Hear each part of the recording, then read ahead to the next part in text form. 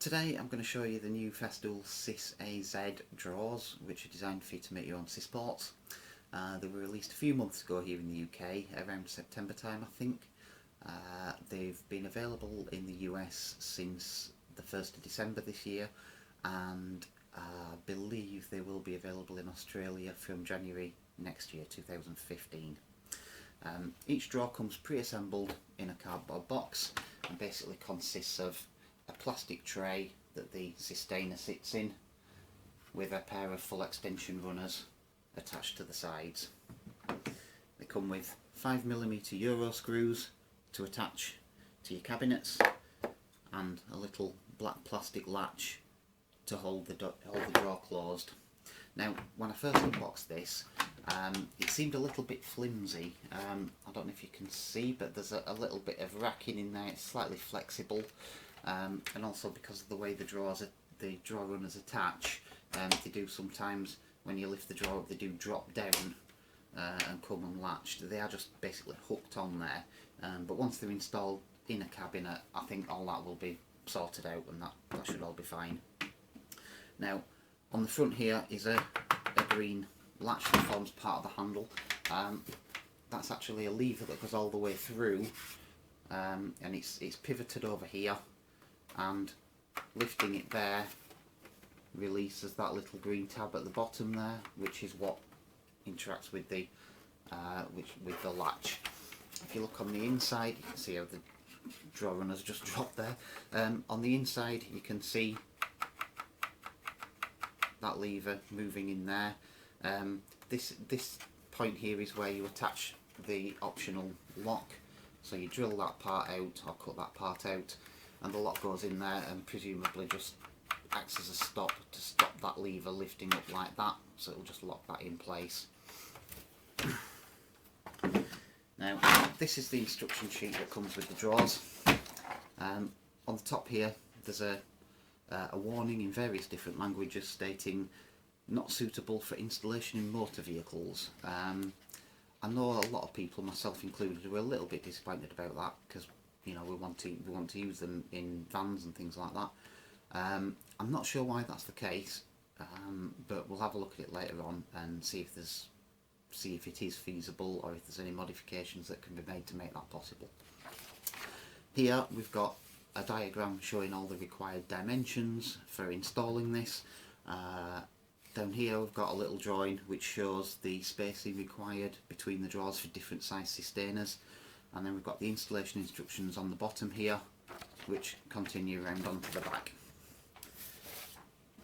Now, the sysport that I'm going to build today is a very small one. I've just quickly drawn this up in SketchUp, and it's going to be a mobile base for my little bandsaw to sit on and replace the metal cabinet that it came with.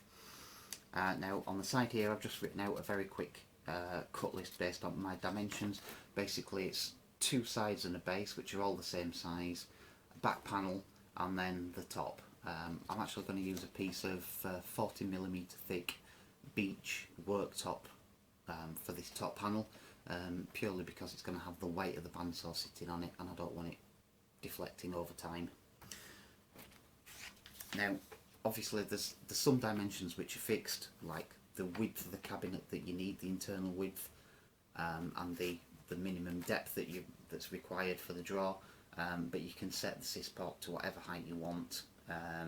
It does say in the instructions the maximum is 1000, which is the height of the original metal sysports, but I'm sure that you could go higher than that if it was secured to a wall or whatever. Okay, so I've just cut the pieces for my cabinet.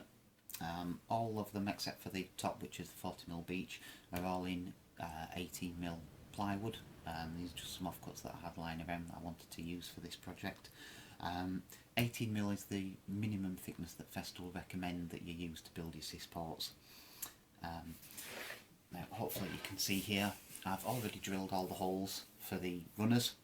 Now, the instructions give you the spacings that you need for those, which are that this front row of holes here, this is the front edge of my cabinet, this front row of holes here needs to be 58mm back from the front, and then the second row of holes needs to be 200 224mm back from that, making that row 282mm from the front edge. The vertical positioning is important too. In order to get the bottom drawer to sit as low in the cabinet as possible, your bottom hole needs to be a minimum or recommendation of 8mm up from the bottom of the inside face of the cabinet. Now, if your end panel is going to run through past the base panel, then you need to account for the thickness of the base. So for 18mm or 3/4 inch board, your bottom hole is going to want to be 24mm up from the bottom. But because in my case I'm sitting the end panels directly onto the base, I've simply drilled them 8mm up from the bottom edge. They're drilled on 32mm centres. As I said earlier in the instructions, it gives you the spacings that you need between the drawers for various size cisternas. So if you did know exactly where you're going to put what size cisterna, then you could just drill the holes where you need them. But if you drill them all, then if you ever come to change it in the future, it's really simple just to move a drawer up or down slightly. So I'm going to assemble this and then we'll come back and have a look at fitting the drawers. Okay, here's my assembled cabinet. Now, the minimum internal depth that's required for the sys-port drawers is 380mm. Now, in my case, it's actually come out at 392mm, purely because I wanted that little bit of extra depth for sighting the bandsaw on top. I haven't got the casters yet, they're going to go underneath, so I can't fit those, but I can go ahead and fit the drawers. So the first thing we need to do is separate the fixed part of the runner from the moving part, if you like. And to do that, you extend the runner, and then in here there is a little plastic latch, and what you do is you push that to the side, and that allows you to then separate this part of the runner, the part that's going to be fixed onto the cabinet, from the part that remains with the drawer. Do that on both sides and then we can fit the runners into the cabinet. We're now ready to fit the first runner into the cabinet. The runners for the lower drawer should go into the second set of holes up from the bottom. It's not actually physically possible to get it into the first, so it goes into the second, and then on the runners here, your screw wants to go through the large circular hole rather than the elongated hole behind, and we're going to use the Euro screws that came with the runners. Now, there are actually 5 Euro screws that come with the runners, 4 of which are for the runners themselves, and the 5th one, which is slightly longer, is the one for the latch, so make sure that you get those the correct way around. Now, in the instructions it recommends that the 5mm holes that you drill in the side of the cabinet should be approximately 13mm deep to accommodate the length of the screw that comes with them. This does mean though that if you're building a sysport with multiple sections, where you've got a single centre divide, that you would need to find some other way of fixing it, or some slightly shorter Euro screws to avoid them touching as they go in from either side. So I'll just pop this last screw in here.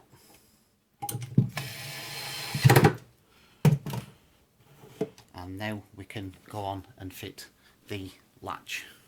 So this little tab here goes around the edge of the runner there.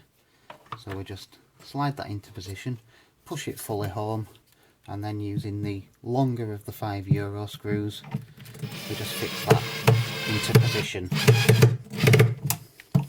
like that. So we fitted the first set, now need to fit the set for the second drawer.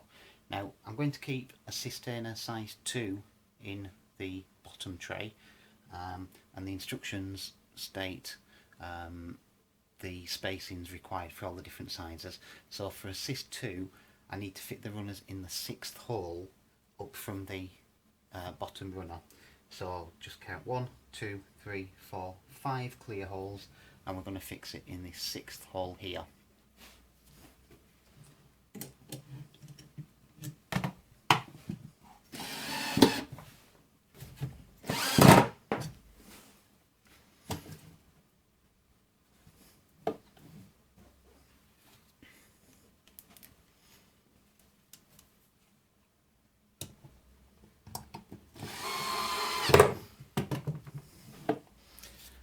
And then, now that that's fixed, we can then fit the latch for the second drawer, which again just slides over the edge, and just using the longer Euro screw, fix that into position like that.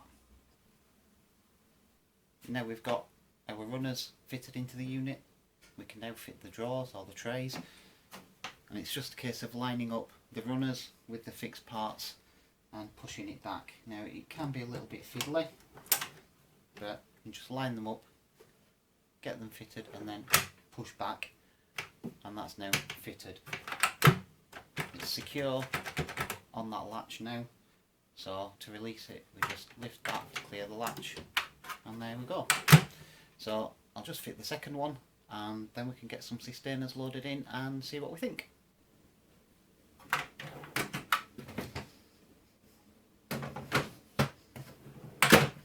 Loading the sustainers is fairly straightforward. There's no latches or catches, they just basically drop into the tray and then just push home and latches. Nice and secure, not going to creep out or move or anything. Obviously to release the latch as before, just lift that, the action, it's a nice smooth action on the runners. So yeah, job done. So there we have it. My little sys-port that's going to go underneath my bandsaw. I do like the drawers. They're not cheap. They're around probably £23 to £25 each, which is definitely a lot cheaper than buying the proper metal Festool sys-ports, which are ridiculously expensive. Whether you could make your own cheaper, you certainly could in terms of materials. In terms of time, it depends. But I like them. I think they're a good product, and I'm sure that we'll see lots of much bigger sys-ports in the future. Just one more thing I wanted to mention. I discussed earlier about the Festool warning that these are not suitable for use in vehicles.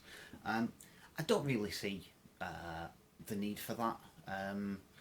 It may be just a legal thing on their part, I don't know. I can't see any reason why you couldn't put these in vehicles. There are a couple of possible issues in that you have got quite a bit of movement of the sustainer inside the drawer. It's slightly oversized, so you could get that rattling around in your vehicle.